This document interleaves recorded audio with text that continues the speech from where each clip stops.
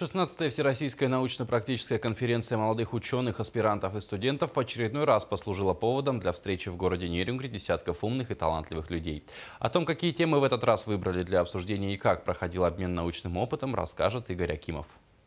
В течение 2 дней молодые таланты делились научными достижениями в разных областях. Вовлечь в процесс научно-исследовательской деятельности удалось даже школьников, которые в мире науки нашли себя. Раньше у нас было такое правило. Мы приглашали школьников, чтобы они могли посмотреть на работу студентов и молодых преподавателей, которые могли бы дать им мастер-классы. Сегодня я бы сказала так. Бывает так, что школьники могут дать нам мастер-класс. Приятным моментом стала возможность участия в конференции как в очной, так и в заочной форме. Ученые работали в 3 направлениях, каждое из которых было также поделено на секции. Именно здесь молодые таланты представили коллегам свои открытия и идеи. Копилка инноваций пополнилась в естественных и точных науках, технических и гуманитарных, а также науках о Земле. На данной конференции, хотелось бы отметить, выросло не одно поколение аспирантов, студентов, которые участвовали на конференциях, теперь уже закончили аспирантуру, защитили диссертации. Алена Черцова является студенткой 1-го курса и уже смогла достичь отличных результатов в самом начале своего научного пути. Ее доклад и разработки на тему решения проблемы недосыпа среди студентов и методы борьбы с ним были высоко оценены экспертной комиссией и принесли ей 1-е место в своей секции. Сама Алена подчеркивает, что на сегодняшний день проблема, рассмотренная в ее работе, является одной из ключевых и весьма значимых в учебном процессе как для студентов, так и для педагогов. Проблема сна, я считаю, актуальная среди молодежи и студентов, так как это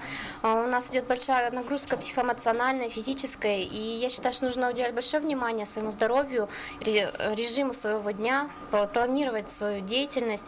Я считаю, что это актуальный вопрос. Многие проекты были оценены на высочайшем уровне, но были и те исследования, которые еще требуют доработки. В следующем году Южно-Якутская площадка вновь соберет исследователей, и в свет будут представлены новые идеи и проекты, которые помогут науке шагнуть вперед. Игорь Акимов, Кирилл Федоров, НВК «Саха», Нерюнгри.